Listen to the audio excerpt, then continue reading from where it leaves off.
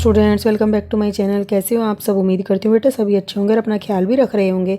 तो बेटा आज हम करने जा रहे हैं अपनी वर्कशीट नंबर 3। ठीक है, वर्कशीट नंबर 3 है बेटा हमारी, और सामाजिक विज्ञान की भूगोल की वर्कशीट है 7th क्लास के लिए। ओके, जिसमें हम चैप्टर पढ़ रहे हैं बेटा पर्यावरण, और उसमें आज हम पढ़ेंगे जलमंडल के बारे में। इससे पहली वाली वर्कशीट में हमने पढ़ा था स्थलमंडल के बारे में। और बेटा जो जनरल वर्कशीट है वो मैंने आपके अपलोड कर दिया चैनल पर, वहाँ से चेक कर लेना। ठीक है, तो चलिए आज जलमंडल के बारे में जानते हैं बेटा।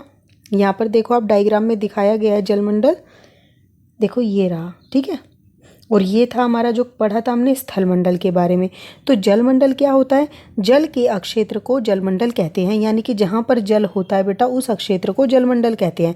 यह जल के विभिन्न स्रोतों जैसे नदी, झील, समुद्र, महासागर आदि जैसे विभिन्न जलाशयों से मिलकर बनता है।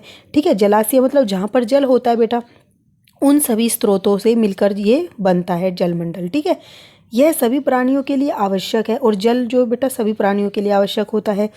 पानी जल के, देखो पानी या जल एक ही बात है, दोनों में से तीनों अवस्थाओं में हो सकता है। तो पानी या जल बेटा क्या है? तीनों अवस्थाओं में मिलता है, ठोस में भी यानी कि बर्फ़ के रूप में, तरल में भी, और गैस यानी कि वाष्प के रूप में भी ये मिलता है हमें।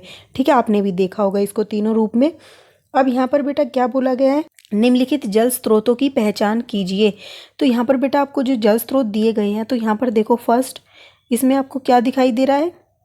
ये बर्फ़ के पहाड़ दिखाई दे रहे हैं। ठीक है, जिनको क्या बोलते हैं? ग्लेशियर। क्या बोलते हैं? ग्लेशियर। ठीक है, ये सही से बना लेना। ठीक है, ये है ग्लेशियर, दोबारा लिख के बता देती हूँ मैं। ठीक है, ग्लेशियर है ये। ओके, अब बेटा दूसरा जो है यहाँ पर, ये देखो ये क्या है?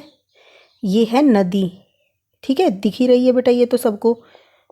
तो ये नदी है जिसमें जल है। फिर बेटा नीचे देखो ये क्या है? इसमें लहरें उठ रही हैं, तो ये किस में उठ रही हैं? समुद्र में। ठीक है, तो ये क्या है? समुद्र। ठीक है, अब यहाँ देखो बेटा, यहाँ पर है झरना। ठीक है, क्या है? झरना। और ये क्या है बेटा? देखो जहाँ पर पानी शांत है ये है तालाब। ठीक है, इसको बोलते हैं तालाब। और ये क्या है बेटा? ये है नहर। ओके, तो देखो ये समुद्र था, ये झरना था, ये नहर है, ये तालाब है, ये क्या था? ग्लेशियर था, और ये थी नदी। अब बेटा देखो नदी और क्या नाम है? नहर एक जैसी हैं। ठीक है, ये तो सब अलग अलग है हमें दिख रहा है, लेकिन ये एक जैसी हैं। लेकिन यहाँ पर डिफरेंस है इसमें। देखो जो नहर होती है वो हमारे द्वारा बनाई जाती है बेटा, और जो नदी होती है वो प्रकृति के द्वारा होती है, वो अपने तरीके से अपना रास्ता बनाती है। लेकिन नहर इसलिए बनाई जाती है बेटा, जहाँ पर पानी की कमी होती है वहाँ तक हम उस पानी को पहुँचाते हैं। ठीक है, उन नहरों के द्वारा। ओके, अब बेटा इसके कुछ क्वेश्चन आंसर हैं वो कर लेते हैं। फर्स्ट क्वेश्चन क्या है बेटा? आपने पानी को कहाँ और किस रूप में देखा है, इसके बारे में लिखिए। तो आपने कहाँ देखा है बेटा? हाँ, मैंने पानी को 3 रूप में देखा है, ठोस में देखा है, गैस में देखा है, और द्रव रूप में देखा है। ठीक है, यहाँ पे ये काट देना बेटा। ठीक है, और कोमा लगा लेना। फिर मैंने नींबू पानी बनाते वक्त बर्फ़ का प्रयोग किया है। किया, ये वाला आएगा बेटा यहाँ पर। ठीक है, 1 मिनट, यहाँ पर ये वाला क्या आएगा? ओके, तो क्या है जो कि पानी का ठोस रूप है। ठीक है, बर्फ़ का प्रयोग क्या, वो क्या है? पानी का ठोस रूप है। और मैं सुबह उठकर गर्म पानी पीती हूँ जिसमें जल वाष्प बनकर निकलता है। तो जब हम पानी को उबालते हैं बेटा या गर्म करते तो उसमें से वाष्प बनकर जल निकलता है। ठीक है, तो वह पानी का कौन सा रूप है? गैस रूप है। और पानी को मैंने द्रव रूप में नदियों में, ये नहरों आएगा बेटा यहाँ। ठीक है, तो नदियों में, नहरों में, तालाबों में, और ये इसको हटा देना, तालाबों में। ठीक है, और झीलों में लिख लेना यहाँ पर। और अपने घर में देखा है जिसको हम पीने के लिए और अन्य कामों के लिए प्रयोग में लाते हैं। तो इस तरीके से आप और भी कुछ लिखना चाहो तो लिख सकते हो इसमें। ठीक है, जो ये मिस्टेक्स हैं बेटा इनको सही कर लेना, छोटी मोटी हैं, टाइपिंग मिस्टेक हो जाती हैं ये। अब यहाँ पर बेटा देखो, आपको कैसे लगता है कि पानी सभी जीवों के लिए आवश्यक है? ठीक है, तो बेटा ये पानी तो सभी जीवों के लिए आवश्यक है, हम सब जानते हैं। कैसे?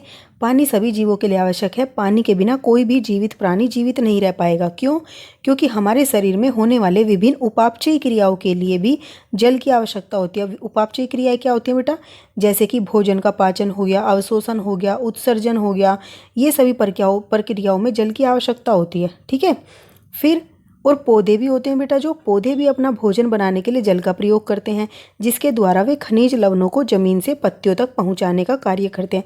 यदि जल उपलब्ध नहीं होगा तो ये सब काम नहीं हो पाएंगे और जीवन संभव नहीं होगा। ठीक है, इसलिए जल क्या है, सभी जीवित प्राणियों के लिए या सभी जीवों के लिए आवश्यक है। इस तरीके से आप लिख दोगे। कुछ और लिखना चाहते हो तो आप और भी लिख सकते हो। तो बेटा ये थी आपकी आज की वर्कशीट। उम्मीद करती हूँ आपको अच्छे से समझ आ गई होगी। अपनी जो नई वर्कशीट होगी हम अपनी नेक्स्ट वीडियो में करेंगे। तब तक के लिए ऐसे ही हंसते रहिए, मुस्कुराते रहिए, पढ़ते रहिए और आगे बढ़ते रहिए। Thank you.